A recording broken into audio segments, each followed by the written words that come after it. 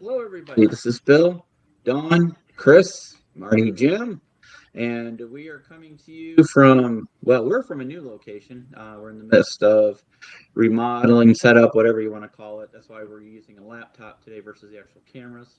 It's been a few weeks, so we apologize for the mix-up in schedules. Things just unfortunately happened very, very quickly with a move that was not planned at the time that it happened. We were ahead of schedule by 2 weeks at least. Yeah. So here we are, getting settled in, and you can see Marty has a new camera angle view as well, so you get to actually see his paint table versus his cabinet behind him. Yeah. Chris is there, and Jim is chugging along with some great content as well. And we thought we'd Yep. do a show and get you checked in. I apologize again for the late start today. I am under the weather. I've been fighting the flu for a week, literally.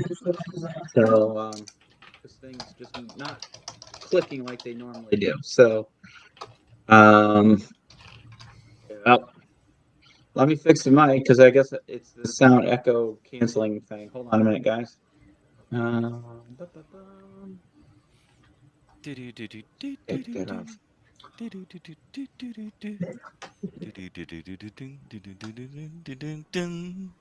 Can you hear us better now?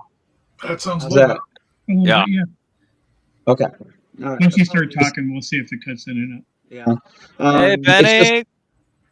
It's the restream program, so we're literally going off the laptop today. No mics, no cameras, no nothing. So we are raw today, as they say in the biz. We are raw. Raw dogging it. Yeah.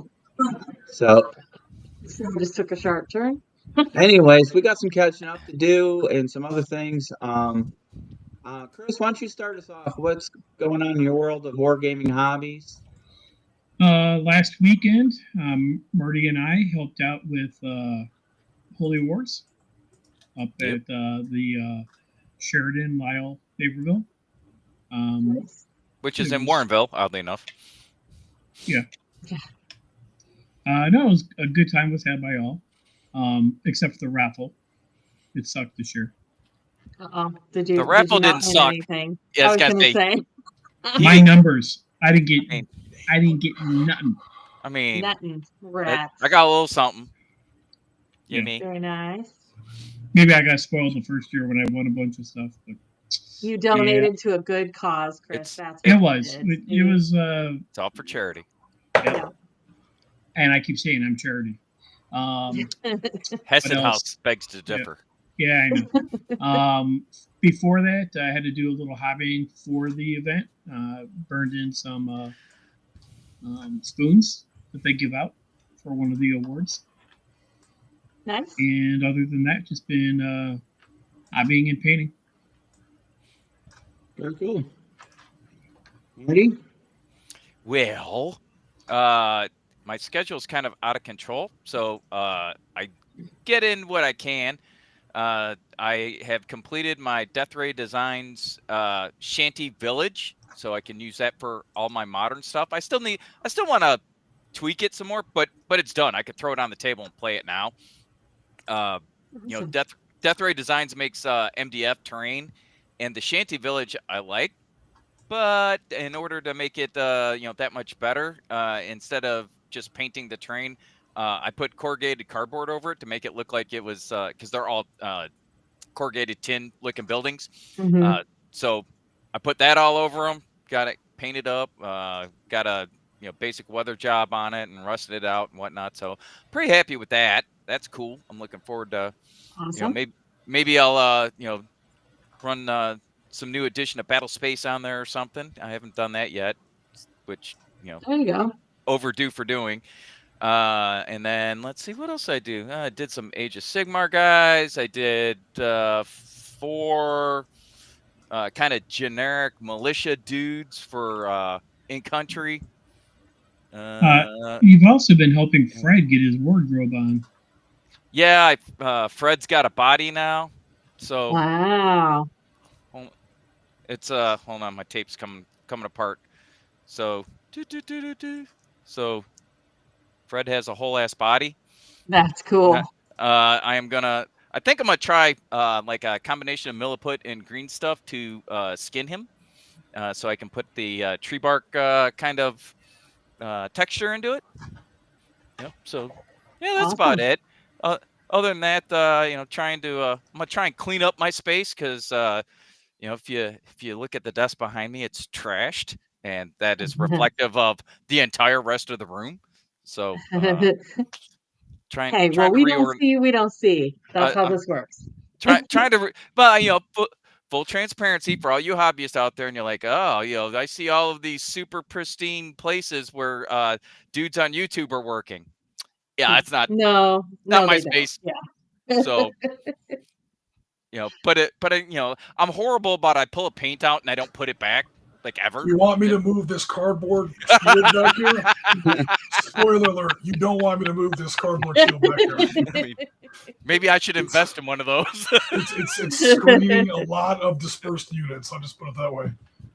Yeah. Yeah. So, like I said, you see these dudes on YouTube and it's like this perfect desk with their logo perfectly centered in it. And, they're painting their one little. No, there's 7 projects going on here. That's when you go, it's not real. There's 130 believe. Yeah. There's 130 primed models back here. Just crap everywhere because I'm horrible about putting my stuff back after I use it. Well, I might need it again. Right? I mean, exactly when you're trying to match the paint from the last model. If you put it back, then you're going off of memory. And we know how well that works for us. God, yeah. Let's not involve my memory in any of this. But yeah, that's been about it. Jim, what you been up to? All right, let me turn my microphone back on. My computer's running pretty hot, so I got the fan going on it. What have I got going on? Quite a bit, actually. So you guys have seen our Kason content going up there? Yes.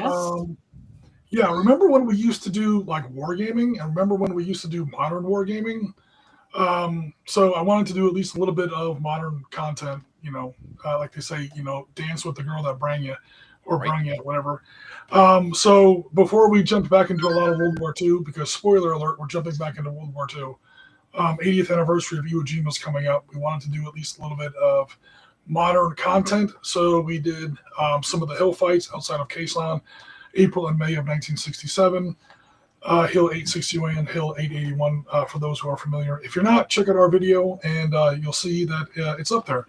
So part 1 has been up for about a week. It's done really well. Part 2 goes up later tonight. Very excited about that. And tomorrow I am running the first day of Iwo Jima in a modified Panzer Leader system. We're basically doing it by company instead of by platoon, so it doesn't take 25 hours the way Omaha Beach did in standard platoon model Panzer Leader. Playing that with Dylan tomorrow, so it'll be Sunday for me, Monday for him, because he's way over in Australia, different time zone. And so that part 1 of that will be up in time for the 80th anniversary, 19 February 1945. So 80th anniversary is, of course, 19 February 2025. That's coming up, probably like the seminal moment in the history of the U.S. Marine Corps. Definitely the bloodiest day in the history of the U.S. Marine Corps. And so far our play testing, I'm doing the play testing literally right now on my other screen as we speak. You guys caught me in the middle of turn 3. It's how's it going? It's bad. It's going, mixed results. It's going horrible, which is perfect. I'm trying to recreate the bloodiest day in the history of the Corps, and sure enough, over there on the right wing, underneath the quarry, over there on Blue 2 Beach, 3rd Battalion, 25th Marines. The whole battalion gets taken out in turn 1. That's a battalion with a B. And that's effectively what happened to them in real life. They went in with 900 people at H hour, 9 a.m. And they by the end of the day, they were down to 120 effectives. So I saw the picture that you posted of the game start and all the models. Like, you're not kidding. That's a lot of dudes. A lot of those guys are already gone. Trust me, it's rough. But the Marines are making pretty good progress. Japanese. I mean, I'm also like finding errors in the rules. Errors in the rules, errors in the counters. So I'll have enough time this afternoon to fix those up.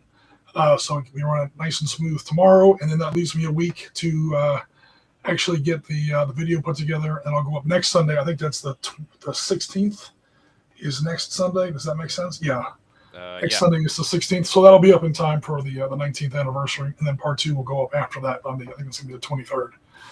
So yeah, content is all squared away and good to go for the month of February, and then in March I actually start a new job, so I will be not taking off, but I'm going to be off the radar a little bit in the beginning of March.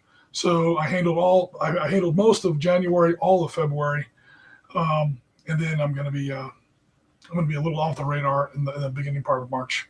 But other than that, playing some games down at the club, and just building games and creating content is what I've been up to. Nice. Very cool. Very cool. In a shock to no one, Bill and I really have not been up to anything gaming related because we have been moving from one side of town to the other side of town. So thankfully it wasn't super far.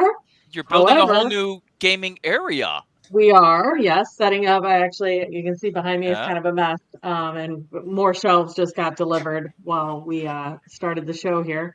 So we'll be adding to that. But yeah, just kind of reorganizing what we want this upstairs game space to look like. And also where we move to, dangerously close to my favorite local game store. Not saying that was in, part of the influence to choosing this location, but it certainly wasn't a disadvantage. But it might be to my bank account, but the fact that you can walk to the store. No, you can't walk. I mean, you could, but that would take some serious dedication. It's not that close. Oh, good. All right. But it's a quick Might drive. be a good thing to do so you don't buy too much, because then you have to hump it all the way back to the house. That's a good point. Yep. I'm not doing that, but it is a good point. Yep, not going to happen. No. I am hopeful though that now that I am this close, I really think I am going to try to go play in the store. That's what I was going to ask, because we had talked about that in the past. Yeah.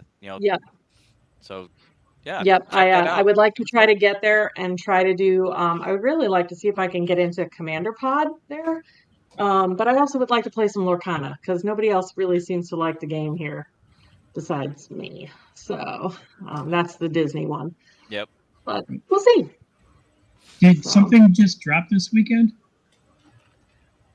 There was pre-release weekend for Aether Drift for Magic, which ironically is a set I'm totally not interested in. So my wallet thanks me. We're appreciative for that. But and it seriously was only a month ago. But 2 weeks released to non-pre-orders. Innistrad Remastered came out. I did get 2 boxes of that, and those cards are really sweet. Full of vampire and angel related stuff.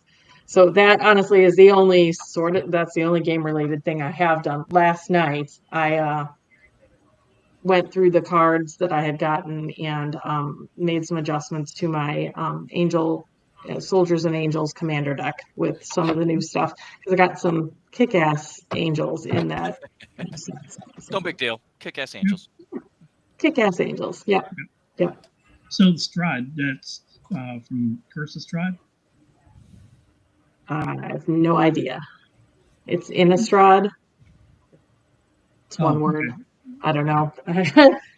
But so I guess we can segue over into news. Bill got sidelined with work, so he's on the phone off camera. No. I know. What's the point of being sick and home from work?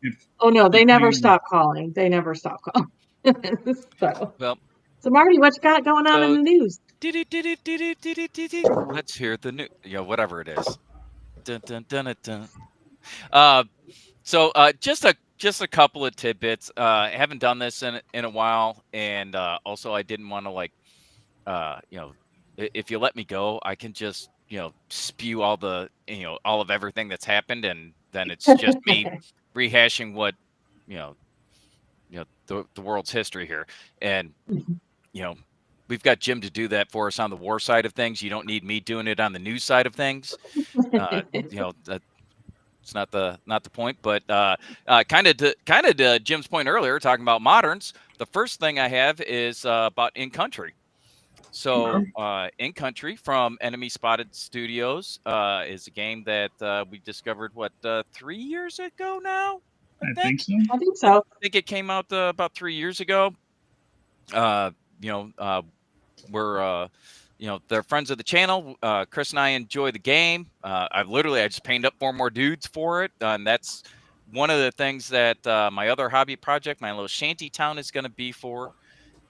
Enemy Spotted Studios is spinning off In Country, has sold it to a newly formed company called Echo Dark Studios. And Echo Dark Studios is all In Country dudes, basically. It's all I think it's everyone at Enemy Spotted really that was focused on In Country. So very interesting. Tanner is the guy that's going to be running it over there. Looking at their FAQ. So you won't see it on the reflected on their webpage, but if you're a member of the pack, their membership or their Facebook group, that's where they put it out. In Country still active, alive and well.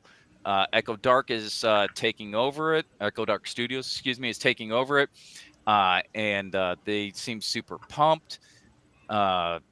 They are partnering with Death Ray Designs, who made the Shantytown. Nice. That's when a partnership makes sense. Yeah, that's a cool thing. They're going to keep the same designer and same scale models, no change there. They are going to be rolling out In Country version 2.0 at Adepticon. Nice. Also, I've already talked to Tanner, and when I'm at Adepticon, we will be doing a sit down. So look for some content from that. They are no longer going to support In Country Recon. Not that the game's going away, but they're not going to do anything more for it. Gotcha.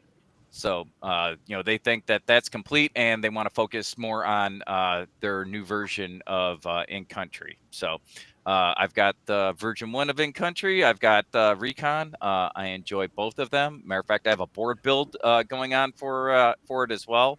I've got a little 2x2 of Afghan Mountain Village. Well, actually, it's more like a cityscape, really, because there's some pretty big buildings there. It's not super rural. So I've got that going on as well. They are looking at creating an army builder, list builder type of app or PDF, something, that they're not sure what that's going to look like, it sounds like. But, we'll have a chance to talk to Tanner about that next month at Adepticon and see what that really looks like.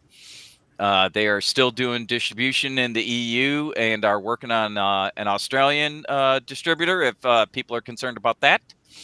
And they're going to be looking for playtesters for V2, and you can really just reach out to them through their Facebook page and say, hey, I'd like to playtest, and I'm sure they're going to NDA you and whatnot. That's the same thing that I went through when Blood. I did that for Black Powder Red Earth.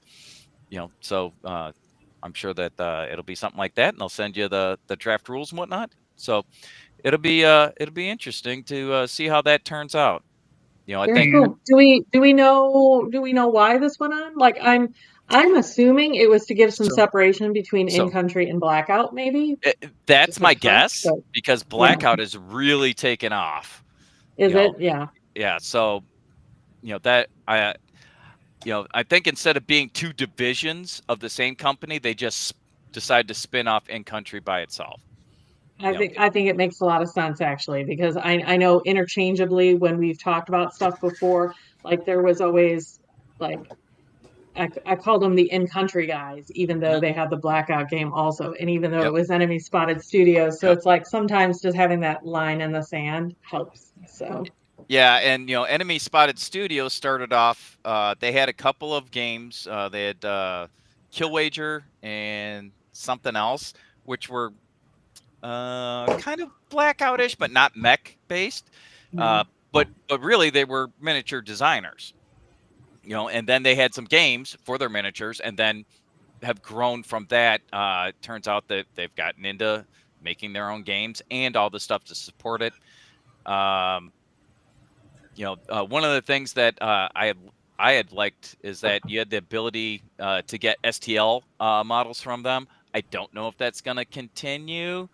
How they say, this is a thin line to walk, and we are considering it in the future. So I don't know that there's going to be anything new, at least on the STL front, coming out.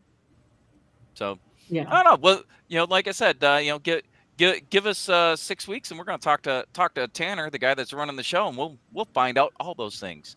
SITREP exclusive for you. Nice. All right. And we'll talk to Julian just to see. Yeah, I'm sure Julian will be there too. Yep. Talking about Blackout. Yeah. Yep. All right. Next up, I know we're all shocked to hear this. Warlord Games has more stuff out for 3rd edition. What? Bolt action. So, what kind of caught my eye is one. This is the Armies of the United States 3rd edition. It comes with the special James McNeese figure.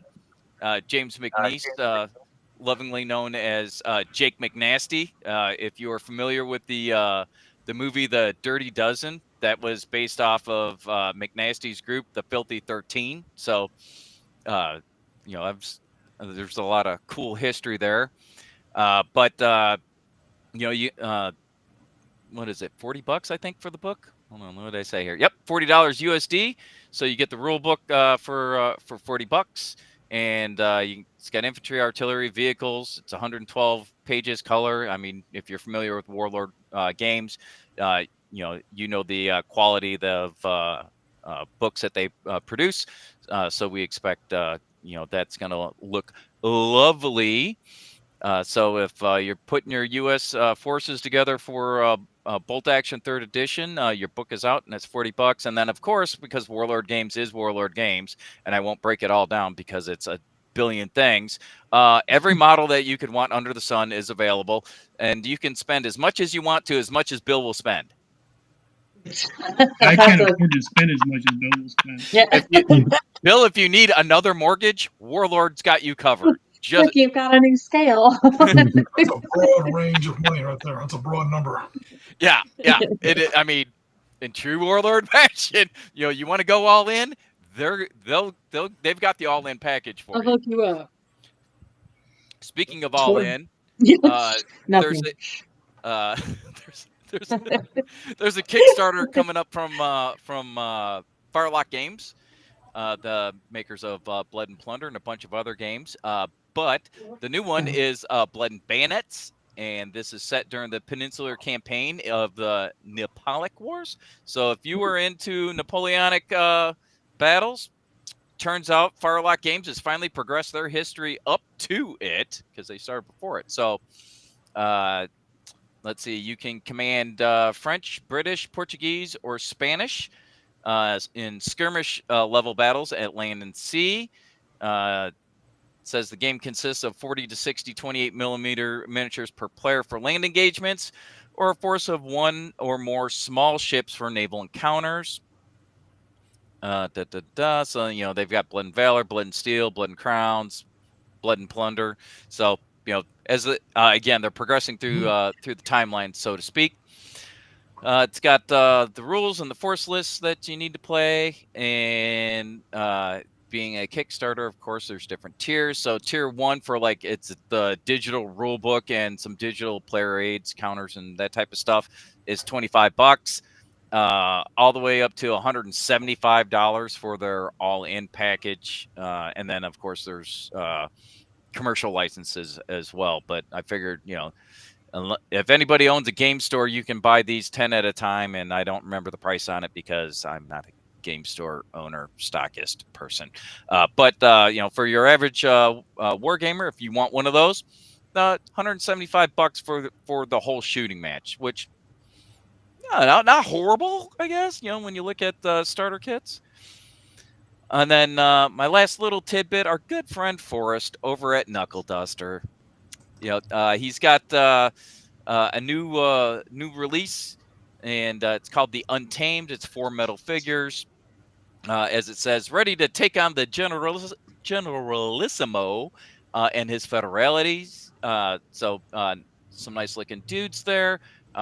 They just came out, and then you get a special MF Johnson bounty hunter figure as well, with any order over $100. So, yeah, Nice.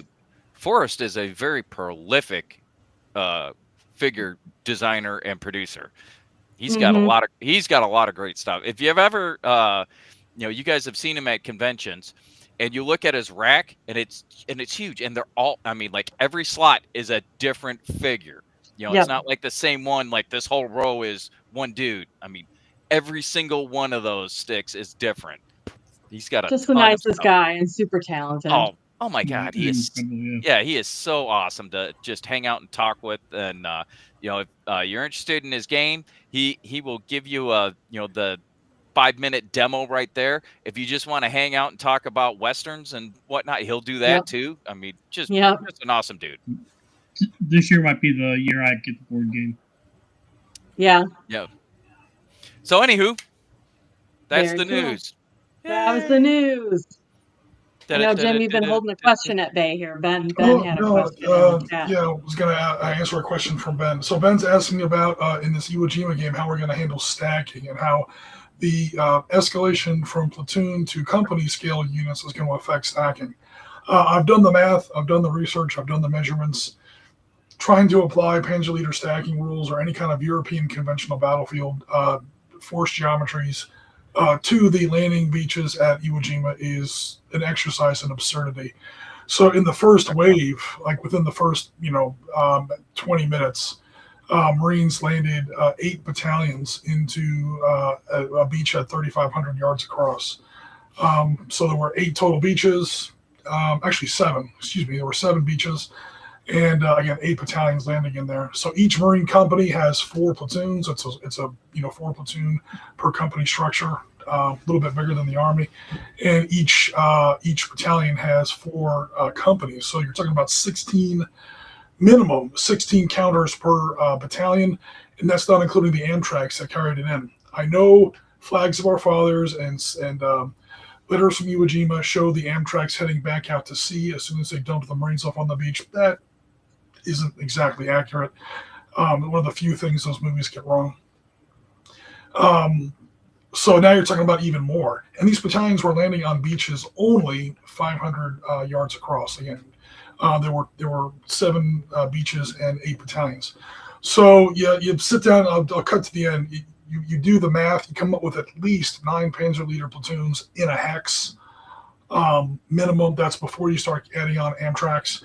Also, 2nd Amphibious Armor Battalion. Those are the LBT-4As landed ahead of them. So that's another 15 tanks. Actually, that's another, no more than that. That's a battalion. That's another 45 tanks you have to account for spread out across this beachhead. It breaks the system. So you have to just accept the fact that when it comes to the Pacific, troop density norms that you experience in the in the European theater of operations just don't apply. So it's going to be 200 meter hexes and 3 units per counter.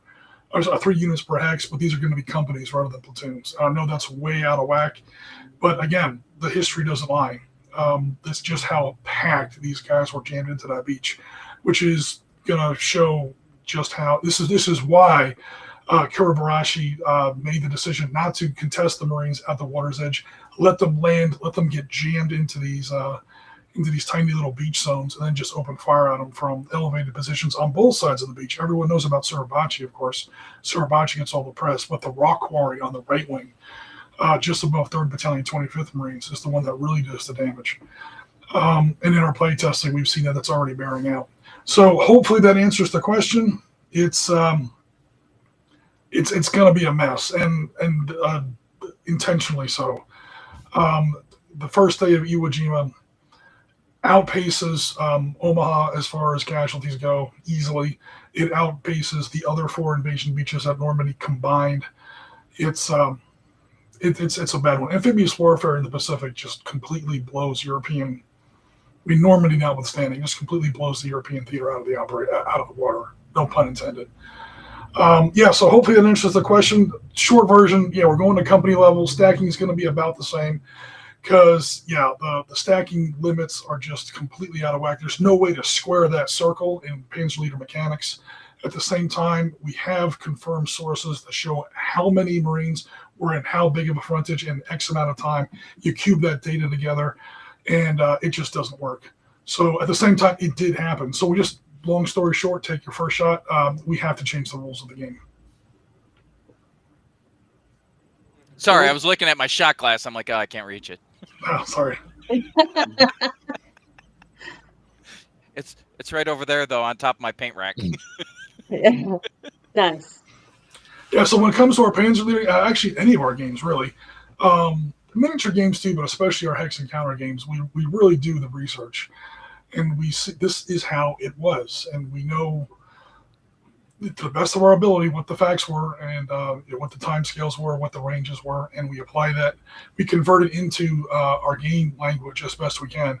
And sometimes it leads us to some interesting places. And that's where you really start to learn about these battles, is when you convert it into a game engine that is actually dedicated not to, look, pretty toys and pretty models. And no, actual, I don't want to say the science of war, but the operational mechanics of how these battles actually unfolded. And you come to some interesting results. And because you're now doing it, air quotes, in of course a very academic sense, you're realizing, wow, this was like what made Iwo Jima the way it was, what made Normandy the way it was, Battle of the Bulge the way it was, any of the battles in the Eastern Front the way it was. And so that's what we're going to be doing tomorrow, and we'll see how it turns out live. So far in playtesting, it's turning out suitably horrific. We're going to see if it does the same thing tomorrow live. I mean, not streaming live, but live against a live opponent. Right. Yeah. Right. Awesome. Gotcha. Bill, Cool. Oh, we did not hear your hobbying. What hobbying have you done? my hobbying has been moving, working, school. Yeah. I just finished my second semester. Congratulations. Yeah, thanks. So I start advanced patho next semester and some other BS class. So anyway. So what you're saying is your professor doesn't watch the podcast. No, I doubt it. That It'd would be be really about funny if par a for the comment course, popped up. though, wouldn't it? Hey, this is Professor other BS crap. Thanks. So, I did It shouldn't make any receive a difference, packet. though, right? It's what you did on the exams and what you did on the assignment. It Exactly. shouldn't matter what the. It's true. Exactly. Yeah, I just got done with nursing informatics, which I'll never probably use, and policies and public health or some crap like that. So stuff to collect a check and say I did something. That sounds amazingly Boring. Yeah, what's worse than boring? Because that's where I got stuck. Yeah. Anyway, so I did receive a package right before we left. It was a Kickstarter. I will do a video review on it. When is my next turn? Jim, when's my next turn? What, for Sunday video? All of March. Beginning of March.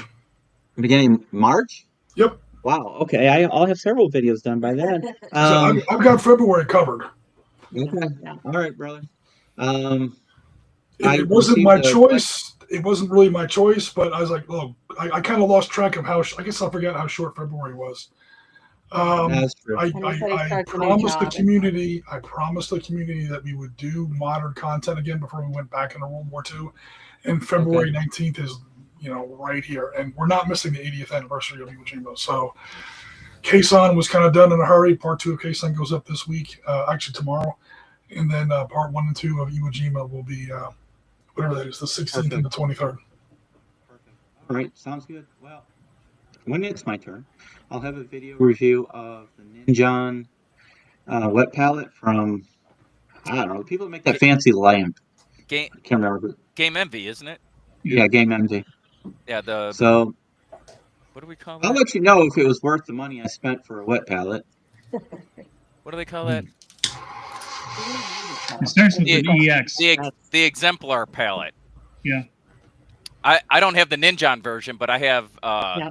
the Game Envy one. I love it. Yeah. Yeah. Throw it out there. So yeah, so I'll do that. And then speaking of Blackout, that is a planned video as well. We're going to do a demo game of Blackout. I bought, what was the company that makes that pre-printed terrain? Remember the space station thing? Well, whatever. It's a company out of UK. They make all kinds of pre-printed, colored. It's like it's not MDF. It's like cardstock terrain you put together. And it looks pretty good when it's put together. And we'll use that for Blackout. And we just got to get this room set up so I can get my painting table over there. Right. And my computer's over there, and then we have our home theater over there. Good progress. Yeah. Today, I was gonna say I heard some shelves have arrived or are soon to arrive. Yep. I opened up a whole bunch of floor space this morning. So Nice. it's in the works. But speaking of in the works, there's a big announcement. Yeah. You're moving again? Chris Bennett from Phalanx Games Phalanx Consortium. Phalanx Consortium Yeah. is creating a con, and it will be November 7th through 9th in Hopkinsville, Kentucky, which is just north of us on the border. We're on the border of Tennessee, Kentucky at Fort Campbell. So it's going to be north of us, November 7th through the 9th at the Bruce Convention Center, and we're hoping to work with him to do his media coverage and stuff for him. I'm gonna get him on the show one of these days to talk about some stuff. So, I mean, it's literally in its infancy, and they're very quickly trying to get people involved and online to come host things. I did see he had an announcement they're going to have a Conquest tournament, which I think that's super cool. Yeah, he's got a Facebook page up and running for those of you on the Facebook. I know that. I've seen that. Yep. Yeah, so they got that going, and it's all genres. It's not specific to one. So yeah, there's like Conquest, which is a fantasy battle. I believe there's some Warhammer crap. Not that Warhammer's crap. So please don't blame me. You put it out there. That's not what I said. Yeah. Obviously we're looking for some historical stuff. He is a distributor for Firelock Games, so hopefully we'll see some of that. And Moonstone. He used to be a distributor for Sangan stuff. But I'm not sure if he still does or not. I know For who, Bill? You in cut the out. midst of rewriting the main rules. I got a preview copy of the second edition rules. I just haven't had time to review it, and I feel bad. It was like a year ago he sent it to me, and a lot has happened in a year.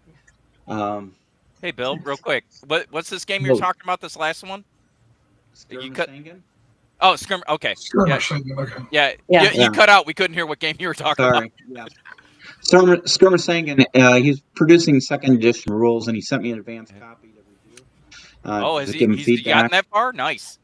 Yeah, so I would feel really bad. He's a great guy, and I've worked with him for over the years. And I don't want him to think I ignored him. I haven't. Just things got in the way. But so we're looking to do that.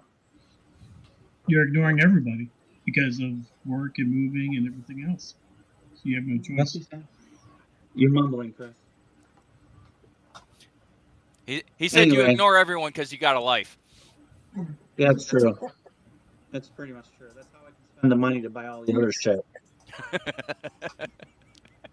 No, I'm glad to hear that V2 of Skirmish Sangan's coming out. I know it's been a project that's been worked on for a long time. So yeah, it really the fact has. that he's able to get this close to bringing it to fruition, good on them.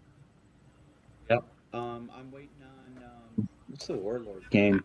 I backed on the Kickstarter. Overlord. Remember the one that they gave us the flyer at Adepticon last year? I was going to go to Kickstarter. Vanguard. Sorry, Vanguard. Oh yeah. Waiting on Vanguard to show up. It looks like a board gamey type thing. It almost It's like bolt action in a board game, right?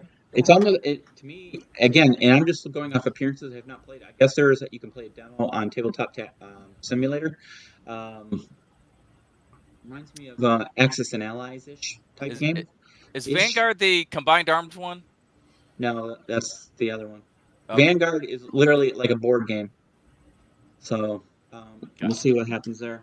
To me, it looks like the perfect hook to bridge the gap between people that exclusively play board games and into the miniatures world. Like it's that a gateway hybrid game. kind of. Yeah. But well, I would love to do some Axis and Allies content. They came out with the 30th edition, 40th edition, whatever edition of Axis and Allies has come out. For anybody who's never played Axis and Allies, it's a good popcorn game. I don't know, Jim. Have you ever played Axis and Allies? We featured Axis and Allies just the other couple weeks ago. That big Battle of the Bulge. Let me rephrase that. The big Battle of the Bulge live stream that we did, I think 19th of January, was a modified version of their Battle of the Bulge Axis and Allies. There's Axis and Allies, the classic game, the big global game, and then there's been 100 other sets. So they came out with one for Battle of the Bulge, obviously. And then Pete Panzeri down here at the South Florida Miniatures Gaming Club sort of expanded it from division level down to battalion level. So basically tripled, regimental level, tripled the number of units, put it on a 15-foot table, and we played it they played it that way. We live streamed that back on the 19th of January. So yeah, I'm definitely around. Go ahead. I'm sorry. I guess I didn't realize it was Axis and Allies. I thought when I thought they were. Was it the miniatures based version or the board game? Well, he expands it onto a 15-foot table, and 15-foot tables are tough to do on the board game. Yeah. But he basically copies the map into miniature, and then he plays it with 20mm miniatures. Gotcha. Okay. But it's still operational level. It's basically, Axis and Allies is one of those games that's right on the border, between what's considered a war game and what isn't. Yeah. So hopefully we can do some of that. We have Circus Maximus.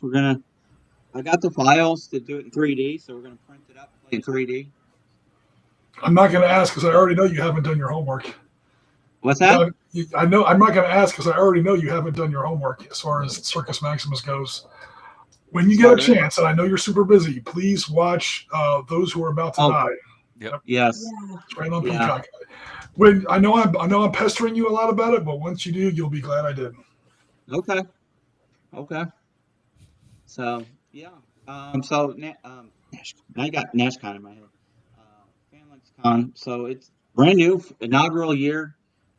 He's already got housing information. If it's something you're interested in doing, do they have a website yet for it? I know Facebook. I don't know if there is an external website yet. But yeah, it's in November. It'll be just a very intimate type convention. Not too crazy, but there's 3 or 4 different housing options. It's a really nice venue and a very nice room to grow, which I think is super cool. Yeah. We can't hear anything. Yeah. So just check out their Facebook page. It's FanLexCon 2025, and there might be something for you. They are looking for tournament organizers and game masters and whatnot. So it sounds like it's an open forum. So if anybody has a game or anything that they're interested in, you can reach out to them and see if they have space for you if you want to run a few games. Cool. Get a hold of them directly, tap and Yeah. then we'll connect you. I think there can be bolt action because this isn't the Fighting Kentuckian. I think is the website. Yeah. YouTube guy. Yeah. He does bolt actions. I think he's going to be there. And all that good fun stuff. So, yeah, it'll be interesting to see this as a brand new con, how it shapes up, and it'll be interesting to get the background on something that's starting from the ground up versus an established one. Like Decepticon, which moved to Milwaukee. Whatever. I mean, they And needed this. you know, They needed space somewhere. They they needed the did. space. They did. They just really Milwaukee. No, it looks like a nice place. I don't want to trash it up. They've been very good to us over the years, and it looks like a great space. Nice to have the hotels connect to it, and the only problem is parking. It looks like it's going to be expensive. It's like $30 a day, which Chicago that's not expensive, but yeah. So, That's kind of the going rate but you down know, here you're on going Los to get Olas people Beach. complaining. $30, So, but $40 a day. you got to pay for convenience. But And they've already and broken attendance records too. yeah, I was just going to say their registration records have been broken already. It'll be interesting to see what their actual attendance record is, but registration-wise, they've already surpassed their highest numbers in the past. So, Yeah. Trying to get one of those there was advance bags was nerve-wracking. They're so, in true Adepticon fashion, it's like trying to get Taylor Swift tickets when that opens up. So Chris and I are Yeah. yeah. Dawn and I decided this year we're not attending. We just got too much going on. She has to go to Florida sometime around that time to for work. So I just Work. Yeah, I've got to go Well, to the Keys for work. I work from home on site, both locations that week. in the Florida Keys. It's terrible. Yes, I know it's still sad that it's in fact in the Keys, but I do have to physically be at work. So Yeah. And I will do my morning calls from the beach office, like I normally do. Aw. Yeah. Uh-huh. Yeah. don't worry, Chris. I'll send you pictures from Wahoo's. It'll be fun. Yeah, There I you know you. Yeah, please make sure you do that because that's what I want to hear about. Because I knew it. Yeah. did you see what Dawn posted? I don't But care. we will have people on the ground at Adepticon. Marty and Chris will be there, and they'll be doing little reports. Yep. There. I got to we talk won't have to the booth there this year. We're not uh, doing the booth. Right? I got to talk to Mike Rafferty, see what's up as far because I mean this is all brand new. So Yeah, Marty, I wouldn't worry about it this year because we're just not going to have the staff to man it. If it's just you and Chris. Where am I going to set the bar up at? Well, I mean, if you want to, knock the shorts off. That's why you have your case. You just carry that shit with you. That's Well, I'm honestly, I mean, the booth generated quite a few subscribers, and and it's what got us the invite, albeit late, to Historicon. We also won't have the personnel though to man it. Yeah, that's the only problem. So what's that one Halo video at the Adepticon? location that we don't know and we're not used to, so we don't know. Like, what's that one I Halo don't video? think safety perspective wise, but unmanned. Yeah. I'll tell you what. We will reconnoiter the area. I think you should for treat next this year. one, total recon. yeah, just do man in the crowd, like what we've done many years at Adepticon. Jim, were you having problems with your mic? I saw you tapping your mic. Were you trying to say something? It's even working. Are you guys able to hear me? Oh yeah, there you go. We can hear you now. Oh, it wasn't working. I apologize. That's okay, no problem. I was just going to ask, was that Halo video at Adepticon? Yeah. Yes, sir, it was. The one that got like 1,500 in one day. That was pretty good. Yeah, so we're going to do some Halo content too now that we got this Spartan box. My only concern with that is I think the moment in the sun has passed.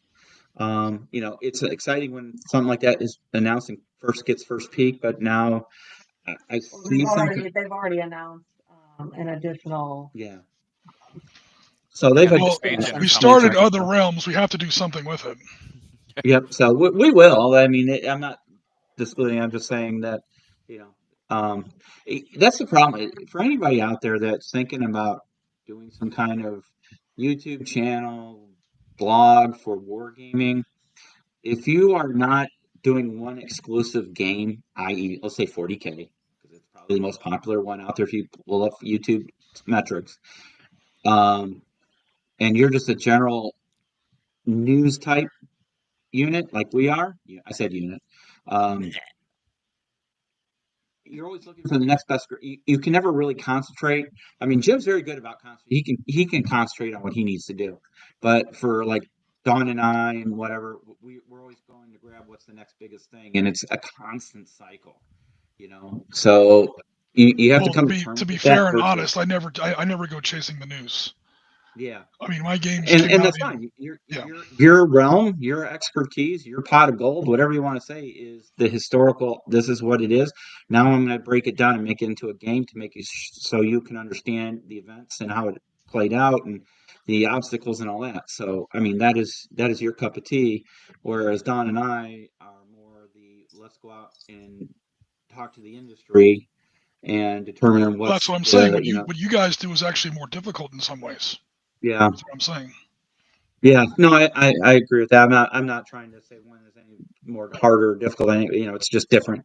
But I'm just because we have met people. There was a guy I was mentoring for a little while. He started his own YouTube channel, and honestly, I can't even remember what it was. About he did You, playthroughs of games. you must not have mentored him And well if you don't remember. it was like 5 years ago, dude. Um, he I actually worked kid. at DEFCON. I think he was a DEFCON staffer. Yeah. And so he asked me to watch his videos. I'm like, well, okay, you got to have your lighting this way. You got to focus on this. Don't use autofocus. Autofocus is the killer of videos. I hate autofocus. Autofocus Find is your the depth of devil. field and stop using autofocus. Autofocus is fine as long as you learn to control your hands, as long as you're not over gesticating toward the camera. Yeah. What? So yeah. yeah. So, anyways, but it's not all fun and games, pun intended. Yeah. Fuck no. And Sorry. this Hell and came no. back to haunt me because there was a certain gentleman from when we first got into this in 2013, I want to say it was, Warren Johnson from Beast of War at that time pulled me aside and said, look, I appreciate all you guys want to do and you want to come over here and do this with us and this and this. He goes, it's not all fun and games. 99% of it is stupid, boring, hard work behind the scenes. And I'm like, that's silly. And yeah, Yeah. he Welcome was to the grind. So it is. So just word of advice. But yeah, there's still some interesting games coming out historically. Other than third edition bolt action, I honestly can't think of anything. I know there's asymmetrical warfare rules out there. Do I have those? Do we have those in the depository, Chris? Yes. Okay. If we don't, I've got a copy of them. Okay. And that's made by our friend Matt. So I was gonna say Matt made that one. So it's kind of Yeah. dovetails with Spectre 2.0. Yeah. Matt and Steve used to work together on Spectre, and then Matt, he's a world traveler, literally, and he can't talk about the work he does, literally. Decided to make his own game. We used to get Facebook messages from him, and he'd be in Africa, in some very weird places that tourists normally go. And you're like, what are you doing in Africa? And he's like, I cannot say. So, anyway. He was in the British military. He sent a picture. He went to a dress mess dinner. He had all those ribbons and medals, whatever. However the British do it. So we'll try and check that out. That's the problem. You want to do one thing and then 10 other things pop up. So, So there is a new modern game that I picked up last month called Haywire. Oh, I haven't heard of that one. See, it's a small kind of indie dude. I'm drawing a blank on his Facebook page and YouTube is the Solo Wargamer. I've heard of him, yeah.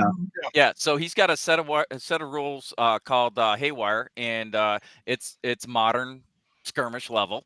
So that is on my agenda as well. That's part of the reason why I was working on my terrain, so that way I'd have some good stuff to play it on because I've not played it yet. So I've got lots of games that I want to play as well. Very cool.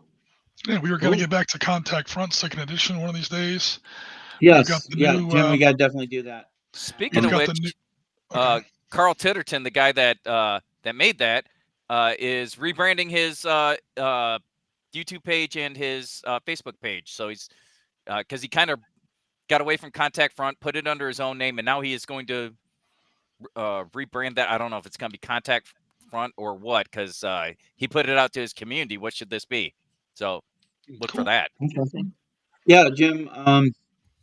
Maybe once things settle down for you after your new job orientation and all that, we can coordinate with Carl because he wants to be involved, and we can totally, like we did. Yeah, there's that, and then Yeah, there's a little bit of new historical content out there. The new Black Powder game in the Peninsula Wars that Marty was talking about. Yep. I mean, Bolt Yeah, Action that's 3rd true, yeah. Edition. We already went over that. Yeah. There's a few things out there. Oh, there Yeah. is. So- I still am planning on, once we get organized, getting Black Powder Red Earth and doing a review of the starter kit to see if it's really worth the $250 price tag. So Yeah, it's pricey. I mean, the models look really, really nice. yeah. So, I've not played it. I have the original rule set. The rules seem fairly straightforward and easy to play. It seems like you're going to be murdering people from the get-go. There's, Good. I mean, you get into it super fast. yeah. There's also a couple of expansions out of that. They've got Spearhead and Phase Line and something else. We had John Chang on the show last year at Adepticon. He's the creator of BPRE 28 mil, and I think that that's a game that goes along with the whole graphic novel series. So there's a couple of hooks into that. Yep. So yeah, it's definitely on the radar. Eventually, sometime this year, I'd like to do a couple little series for Saga. For those who don't know what Saga is, it's a Ancients skirmish level game. Yeah, Like Ancients and Vikings. Medieval, right? Yeah. yeah, Vikings, Celts, picks. Yeah. So it's a good game, and it's pretty popular. Easy to play. It uses an interesting dice mechanic. But yeah, you don't need a ton of models for it. You don't need a big fancy board. Just some scattered terrain and all that. There you go. Yep.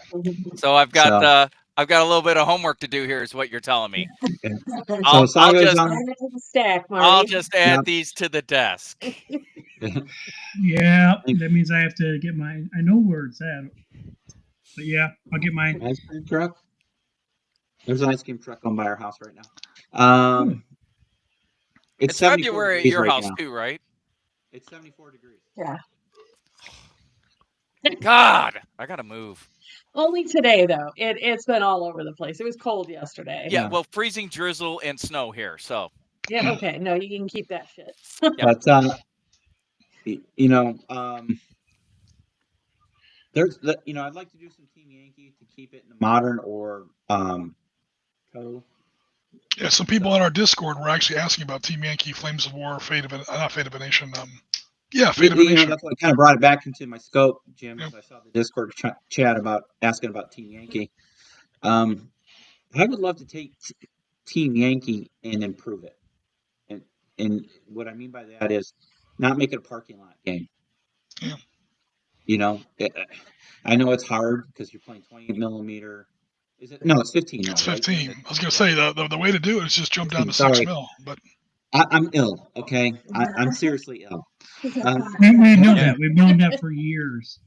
But I would like to either see if we can improve the rule set so it's not a parking lot game, or change the scale using the same rules.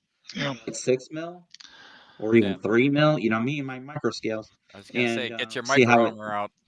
Yeah, 6 mil would definitely help it. And honestly, a lot of it, I know we kind of crack on Team Yankee once in a while, but it's not the game's fault. A lot of times it's the player's fault, because Team Yankee allows you to build your own lists, and people just load up heavy with tanks when it's supposed to be more of a combined arms game. And if you put a lot of mech infantry or any kind of other units besides just endless ranks of Leopard 2s or Abrams. Yeah. On the other hand, when you play the Soviets, you almost have to just buy tanks by the battalion, and right. You're going to wind up with the parking lot. I was gonna say, but that's doctrinally correct as well. So, and also, I mean, we all saw we had it on our Skyben game the other 2 months ago now, where we saw the footage, live drone footage of the first couple of weeks of that Ukraine war. In fact, I even made a meme out of it. It's like Team Yankee is unrealistic because the armored units are always too packed close together. Hard cut to actual combat footage of Russian tanks, fender to fender, in this street. It's the E90 highway going southwest through Skyben. I mean, granted, they're getting lit up by drones and javelins and NLAWs and everything else, but it does happen. And surprise, surprise, that's what happens. That's what, I don't know. Talk about making up new rules for Team Yankee. Like penalize the players for parking lot play. If your unit is within X number of units, X number of inches from the next, you get like a +1 for the enemy to hit. For massing your units together like that. Because armies, sadly, and the Ukrainians too, we sent over that first batch of Abrams and Bradleys, and we saw how they ended up. A new scrap junkyard, because they're massed together. Like, that's not how you use those systems. To be fair to them, they were still using their Russian-led training at that point. I was gonna say they've adapted since then, thankfully, because you see a lot of small team tactics now with their armor. Yeah, but at first, like, that has a way of teaching you. Yeah, it's when you, like I said, armies do it, so you should be able to do it in Team Yankee. And sometimes when you play with the Soviets, you're not going to have a choice. Yeah. A GDW assault will teach you that. You don't have a choice. You only have so many command points. You have to move your armor in these big blocks, but you're going to take a whooping when you do it. So that might discourage players from parking lotting, if that's a new word I just invented. Yeah, there you go. That's awesome. I like it. Add that to the modified rules. Parking lotting. Yeah. Parking lotting, or on that too. We'll call Take another shot now. Parking lotting. The Mardi Gras parade penalty. This is what happens when you want to set up your column like a Mardi Gras parade. Here's what's going to happen to you. You're going to catch plenty of beads. There you go. Right. So other than that, there's two other games that are like right in my periphery. I just can't reach them that I want to do, and one is ASL, the whole kit and caboodle. Somebody's selling the full collection. Advanced squad leader. Oh, if you know, Chris, you read my mind. I'm like ASL. I'll stick with nice simple beer and pretzel games like expanded Panzer Leader. Advanced squad leader, man. That is whoa. And Bill, and it may be one of those games I finally get on the table, because I have these images in my head, and I've done the little I've done the little demo thing, and then it's like, oh, this is not like the demo. This sucks. There's too much. This ain't fun. It's almost like that other game. Was it Campaign in North Africa that takes forever and a day to play? There's a lot of games like that. Like, I know we're kidding around half the time, but every time we're talking about the decision game Pacific War with 4,000 counters and 27 square feet of hex grids. It's like, okay. Yeah. You're talking to Mr. Hex Encounter here, and there's a point where like, nope, nothing. Go on, knock yourself out. You will literally knock yourself out. You'll have to call an EMT and come pick you up off the floor because, it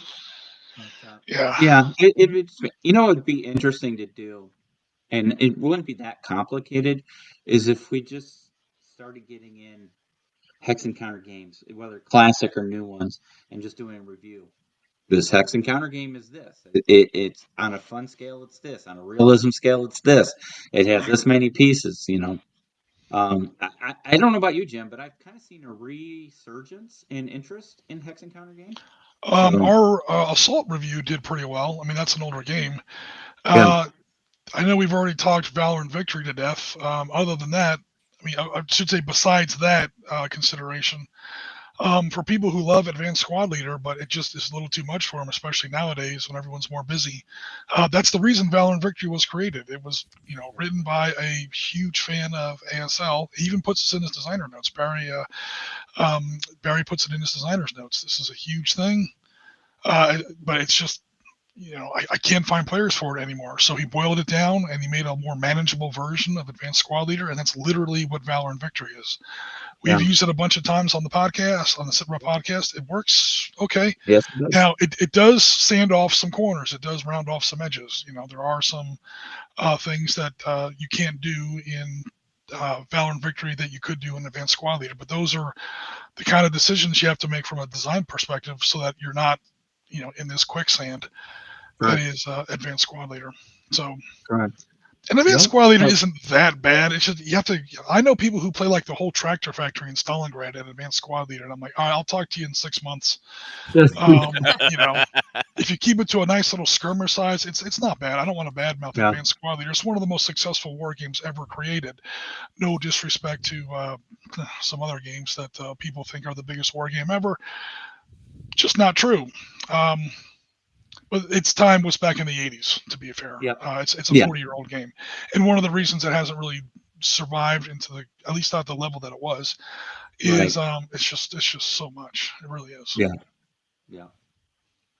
Yeah, there's a lot of administrative stuff on the side versus just shooting at people and blowing them up. So, You get into a But, big you know, urban that's- battle, you're tracking like what floor your guys are on and where the stairwells are, and you know this MG40 team got knocked out, and the MG42 remains. Right. Not, you know, when it goes away, when you shoot that MG42 crew and it dies, that MG42 is still sitting there, and the other Yeah. side can run out and grab it. And you know, especially in Stalingrad scenarios, I've seen.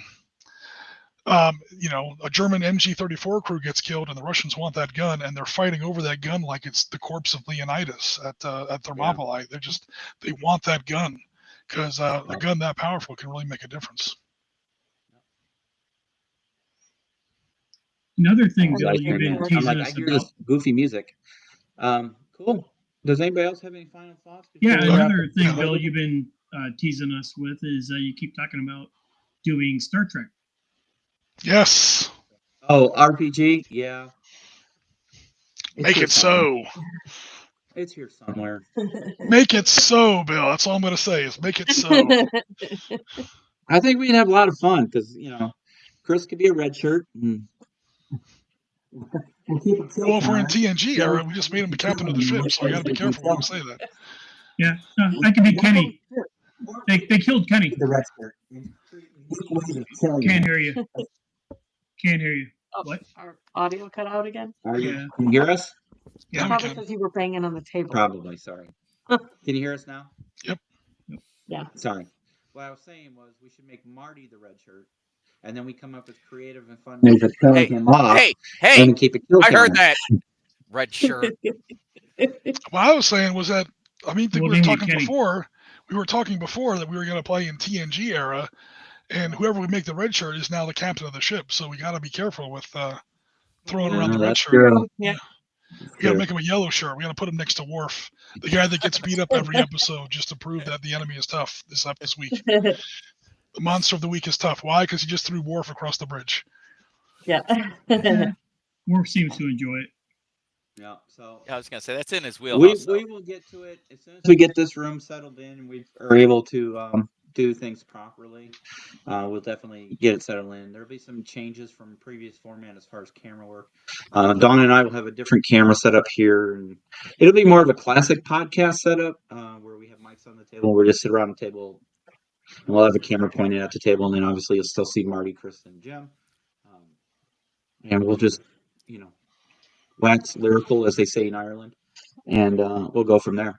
So, and then when we do videos for playthroughs or painting and stuff, it'll be a little bit of a different setup. But that's all. Cool. Guys, any final thoughts before we close out the show? Yeah, well, one thing real quick. Want to shout out to Steve Frack. Happy birthday, bud. Yep, it was his birthday today, yesterday. Yeah, today. Cool. So here, one quick thing. I didn't bring it up during the news, but and this is something that would affect Chris perhaps directly. What's up with Bamboo Labs locking down their printers? Yeah, that, you know, I don't know. I haven't been happened? reading.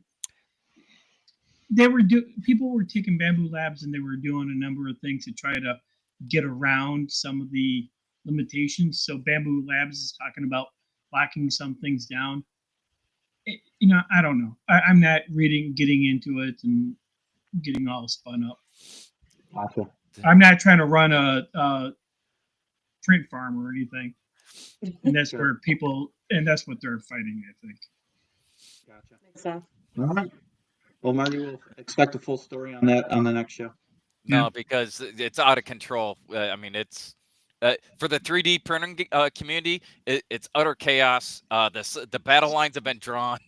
It's kind of out of control, and I'm like, I don't have one. I don't care. And it's all conspiracy theories at this point. People were like, "Oh, they're gonna." It's not making me want to drive out and get one. You know, I'm happy with mine, and I'm going to be using it a lot. I've backed 2 more Kickstarters. So the Fall of Drakenfell, something like that. Yeah, from Loot Studios. No, not Loot Studios. It's actual Kickstarter. It's the one that is for 40K and AOS terrain. It's all modular, and you can stack it up. Gotcha. And there's a it's called Stage Top 2.0. You can make gaming tables. Oh, I saw that. Yeah. Cool. All right, guys. Keep an eye out for part 2 of our Kson coverage. Yeah. Later tonight, early tomorrow morning, depending on where you are in the world. Part 1 went up last week, and so you got the first half of the game already there. Check it out if you're interested. Part 2 is, the game is really in the balance. Damon is playing the Marines. He's got to take at least one of 2 hills, 881 north and south. He has 881 north in sight. He's within like 150 meters of the top of the hill. And his Heliborn Marines are now coming in aboard those old H-34s, those old Seahorse helicopters. Yeah, covered by UH-1E helicopter gunships. So there were no helicopters in part 1 because he held them kind of in reserve. So helicopters are coming in part 2. Again, he's got the summit of the first hill in sight.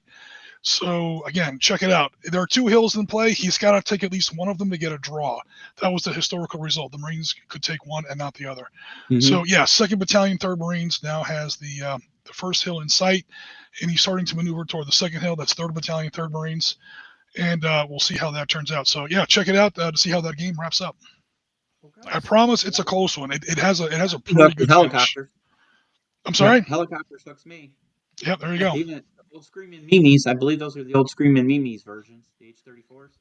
So he's a kickback to a TV show. The Seahorse was the Marine name for it. Some people call it the Surfing Bird. Some people erroneously call it the Jolly Green Giant. I think that was a different type of helicopter. Yeah, that's the AH-53. Yeah, exactly. So these are what the Navy calls UH-34 Seahorses. I'm not sure what the Choctaw, I think, was the Army name for them. I think. I'm not 100% on that. But yeah, they're coming in. They're completely unarmored and unarmed, but the Marines do have the navalized UH-1E. Some people aren't sure if the Marines actually had Hueys in Vietnam. They did. They weren't terribly common, but they did have a few. So those are in tomorrow's episode. So yeah, check it out and see how that game finishes up. Nice. Awesome. All right, everybody. Well, thanks so much for hanging out with us today. It's been great catching up with everybody. And Jim, we're looking forward to the upcoming content. And until then, if you haven't already, like, subscribe, share with your friends, tell your nerds, come on over. That's right. And we'll see you guys in the next one.